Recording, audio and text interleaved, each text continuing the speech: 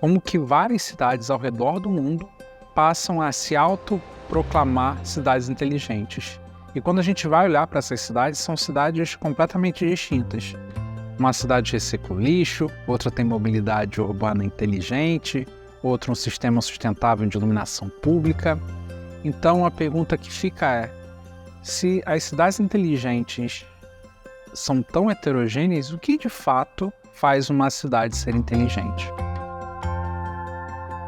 Eu acho que esse projeto tem a ver com modos diferentes de fazer pesquisa, antes de qualquer coisa.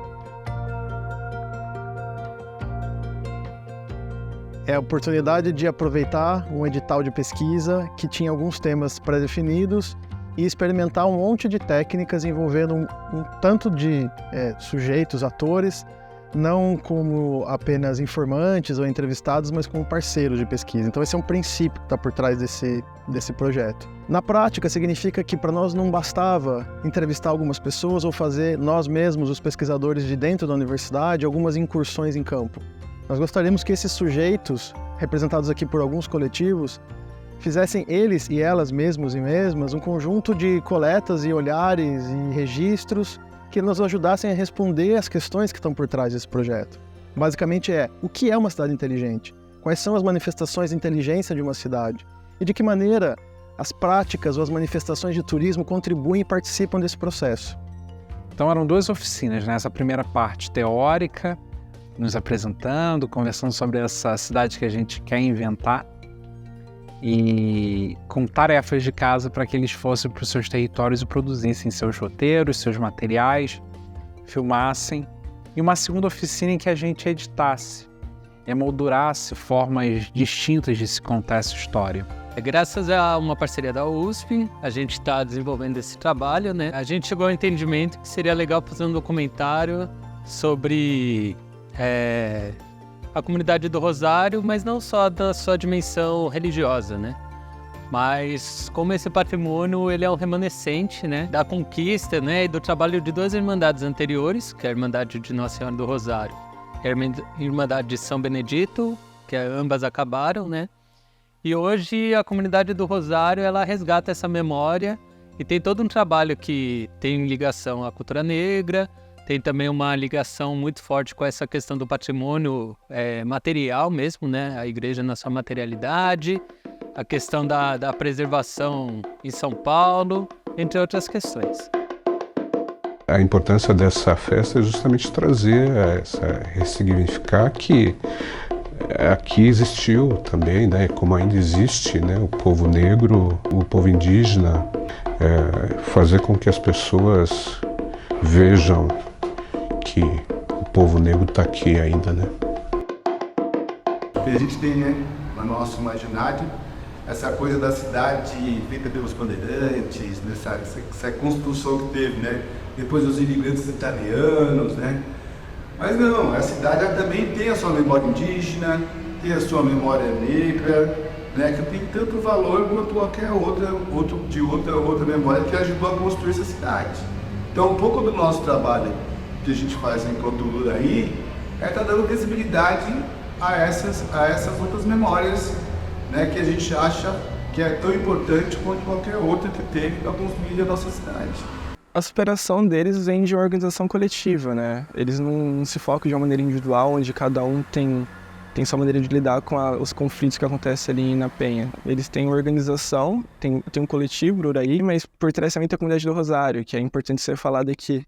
Porque a comunidade, além das festas que acontecem na Penha, tem um movimento de poder de luta mesmo, né?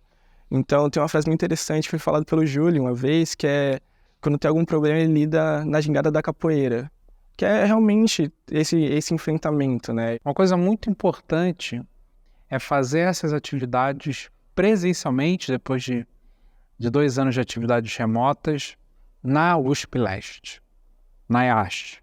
A gente buscou, então, a princípio, territórios que mostrassem que são cidades inteligentes, mas que quebrasse aquela ideia de cidade inteligente associada à tecnologia de informação, de sistema, como software e computadores. Então, busca uma nova cidade inteligente sobre uma nova ótica. E quando a gente faz esse movimento, a gente não faz sozinho, não é da nossa parte. É chamar quem está na borda da cidade para reconhecer essas inteligências. E a inteligência acaba sendo muito vago. Então a gente prefere utilizar a noção de tecnologia social, que se contrapõe à ideia de tecnologia convencional, entendendo essa não como um aparato tecnológico, mas formas diferentes de se fazer, formas diferentes de se pensar. E a tecnologia, historicamente, tem sido utilizada de uma forma distintiva. Determinado grupo detém uma tecnologia e, em função disso, ganha poder sobre o outro. A tecnologia social tem um caráter circulatório. Ela não pertence a uma pessoa, a um indivíduo, mas a uma comunidade. Parelheiros é uma região do extremo sul, aqui da cidade de São Paulo. Fica a cerca de quase 3 horas de ônibus da cidade. É o que sobrou de Mata Atlântica, né, da cidade de São Paulo, e também tem algumas reservas naturais, povos originários. Então, uma região muito diversa e a gente está em uma das maiores cidades, né, aqui da América do Sul, da América Latina, dentro de uma das maiores cidades do mundo. E dentro dessa capital, né, a maior capital do país, existe algumas reservas indígenas lá em Parelheiros. Então, o tempo todo a gente está falando sobre proteção ao meio ambiente, proteção aos povos originários, e esquece que do lado, no nosso quintal, tem povos existindo, né? Então, acho que lembrar a cidade disso é também dar um sinal também, olha, importante sim tratar dessas questões, mas por que não olhar para dentro, não olhar para nós? Então olhar para aqui, né, como uma cidade do tamanho de São Paulo trata os seus povos originários, seus povos indígenas. Pode ser um jeito também de inspirar outras cidades, outros movimentos também a fazer isso com dignidade, saca? A região de Parelheiros, ela é uma região ali do contraste. Isso porque a sua área rural, propriamente dita, a sua área que pertence à Mata Atlântica, ainda de reserva nativa da Mata Atlântica, ela vai possuir ali algumas proteções ambientais através da APA, que é a Área de Proteção Propriamente dizendo ambiental. Contudo, quando a gente vai para a parte ali urbana do território de Parelheiros, a gente vai ver que falta ali algumas ações de proteção para os seus moradores, algumas ações sociais. Mas o entendimento dessa pesquisa de que a inteligência ela emana na borda da cidade de São Paulo e que ela também vai emanar no território de Parelheiros, a gente vai poder compreender ali que o que tem dentro do território de Parelheiros são um mundo de ações sociais que vão ali fomentar todo esse território. A gente pode entender que o cerne, né, dessa tecnologia social é o agroturismo de base comunitária, onde vão se utilizar ali a mobilidade dos saberes, a mobilidade de corpos, a mobilidade de mentes, para fomentar um processo de equidade propriamente dito dentro do território de Parelheiros. Aqui, eu, Vânia, posso falar que eu tenho acesso a mais coisas, porque eu planto, eu colho meu alimento. E quando você anda, assim, em alguns outros bairros, aqui de Parelheiros mesmo, você vê que tem pessoas que não têm essa mesma... Não sei se eu posso falar qualidade de vida, junto com situação financeira, pode dizer assim, mas a gente conseguiu fazer junto uma moeda que se chama Mara. Para mim também foi um jeito, uma tecnologia, porque a gente não tinha como... como dar, como doar coisa. Esses dias nós recebemos uma escola de crianças que tem grana pra caramba, tá? Que tem pai, que às vezes tem gente de alta classe, né? Vai passar as férias na Nova Zelândia, que eu não sei nem onde, mas tem. E eu falo pra eles, vocês são o futuro. O que eu faço não é pra mim. É vocês que são os futuros presidentes, os políticos, os médicos, os advogados. É vocês que vão ter que tomar conta disso. Então você tem que passar essa responsabilidade. Não é mostrar pra criança que o líder, não é isso. Você tem. A gente não tá aqui para brincar. Aqui é uma escola, a gente está aqui para aprender. Então, é esse legado que a gente quer deixar para as futuras gerações, né? Acredito muito no potencial do turismo para nossa região. a pessoa que mora na zona urbana, ela é carente disso. Eu sei porque eu já morei na zona urbana e eu sempre gostei muito de mato. E muitas vezes, um parque próximo da minha casa, ou até um grande parque, Ibirapuera, hoje em dia está cada vez com mais parques lindos na cidade de São Paulo, mas a gente sente falta de um contato muito maior, né? E de um silêncio que o parque dentro da cidade não oferece, né? Por mais que a gente queira. Então, acho que isso é o que as pessoas, né, os turistas hoje têm buscado na Planta Feliz, quando querem locar o nosso Airbnb ou quando vem passar um dia, né? A gente começou a receber também motorhome. Muitas pessoas vêm visitar a gente e vêm chegando próximo de Parelheiros, acham que Parelheiros não é São Paulo mais. E é comum na hora que as pessoas vêm embora, você não voltar para São Paulo, como eu faço para ir para São Paulo? Eu fui para São Paulo. Né? Então acho que Parelheiros mostra pra gente que mesmo você morando em São Paulo, você pode ter natureza próxima, você pode ter uma convivência com seu vizinho, você pode saber das coisas que acontecem no seu território, você pode participar de um projeto social de forma voluntária. Eu tenho certeza que lá, não só lá em Parelheiros, mas que todas as periferias de São Paulo, mas do Brasil, a gente que inventou a tecnologia, esse negócio, sabe? A gente faz tanta coisa incrível, eu acho que também tem algumas pessoas que esvaziam nesse termo de se virar e tipo, colocar um tom um pouco depreciativo, né? Então as pessoas lá em Parelheiros produzem alimento, tem vários projetos que cuidam de crianças e jovens.